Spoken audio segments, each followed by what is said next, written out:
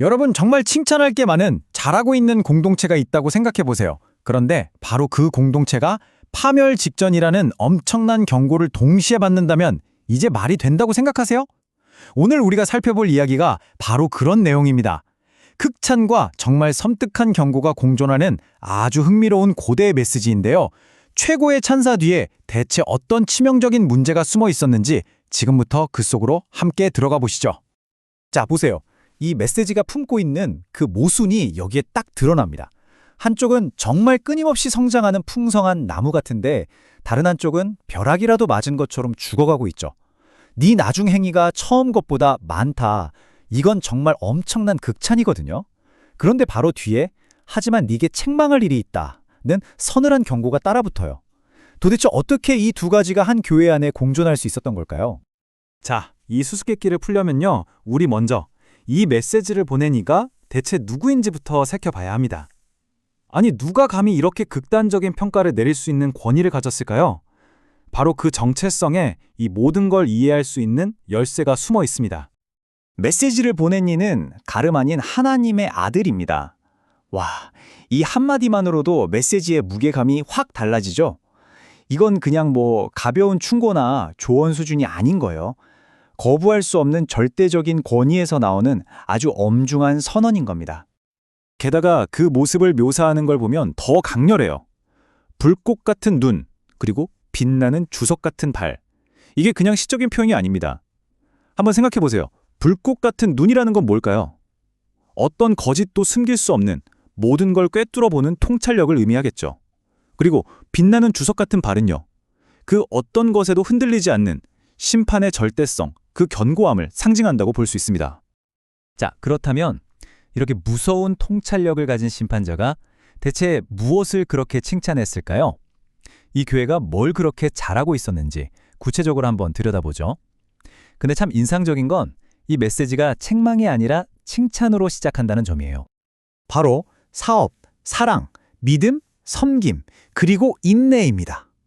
와, 무려 5가지나 칭찬을 받아요. 이 목록만 봐도 이 교회가 얼마나 활동적이고 헌신적이었는지 알 수 있죠. 그러니까 이 사람들은 그냥 믿습니다 하고 끝나는 게 아니라 그걸 행동으로, 삶으로 생생하게 증명해내고 있었던 거예요.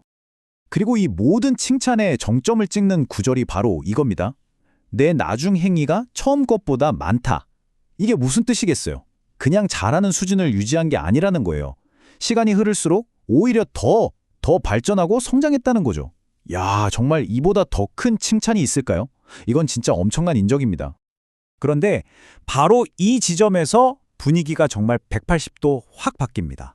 이렇게나 많은 칭찬을 받았는데도 불구하고 단 하나의 치명적인 문제, 이 모든 장점을 다 덮어버릴 만큼 아주 심각한 문제가 지적되는 거죠. 그 문제의 핵은 바로 이세벨이라는 이름으로 상징되는 어떤 존재입니다. 물론 역사 속 인물 그 자체라기보다는요, 교회 안으로 슬쩍 들어와서 거짓 가르침으로 사람들을 홀리는 그런 파괴적인 영향력을 말하는 거겠죠. 그런데 여러분, 진짜 문제는 이세벨이라는 존재 자체가 아니었어요.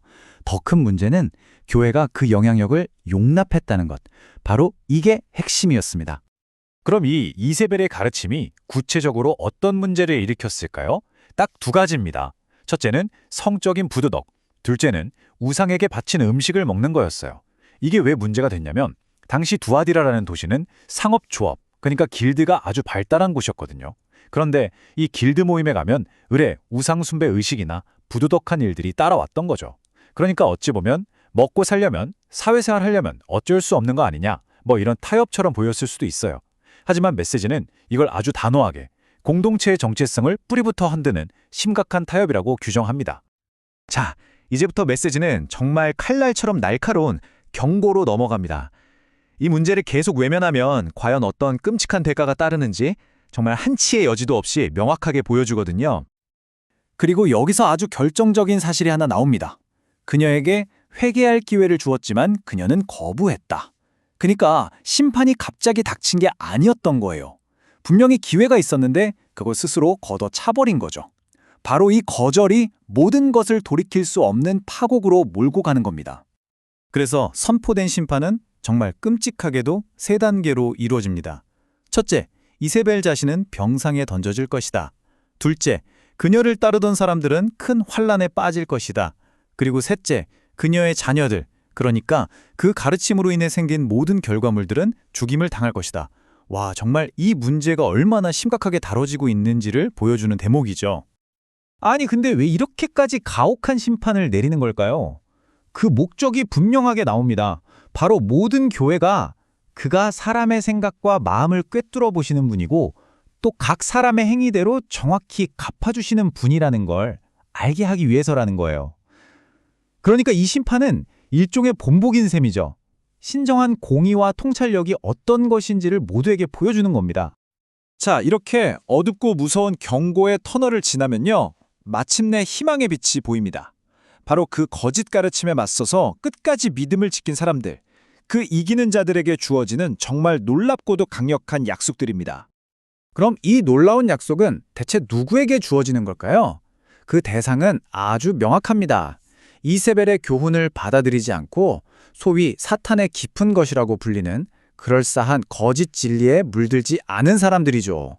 한마디로 타협하지 않고 자신의 순수함을 지켜낸 사람들에게 주어지는 보상인 겁니다.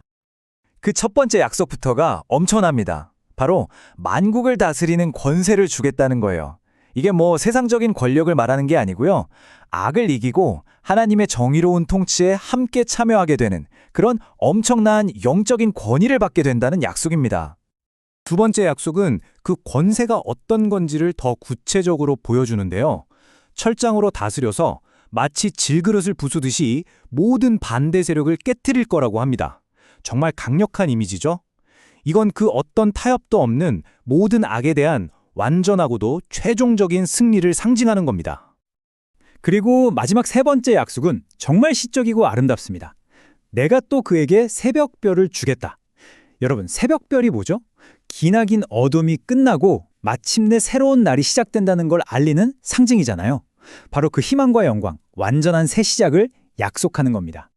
자, 칭찬 속에 교묘히 숨어있던 치명적인 타협, 그리고 그 모든 유혹을 이겨내고 끝까지 믿음을 지킨 사람에게 주어지는 영광스러운 약속. 이 수천 년 전의 메시지가 오늘을 살아가는 우리 개인의 삶과 또 우리가 속한 공동체에 어떤 질문을 던지고 있다고 생각하시나요? 한번 곰곰이 생각해 볼 문제인 것 같습니다.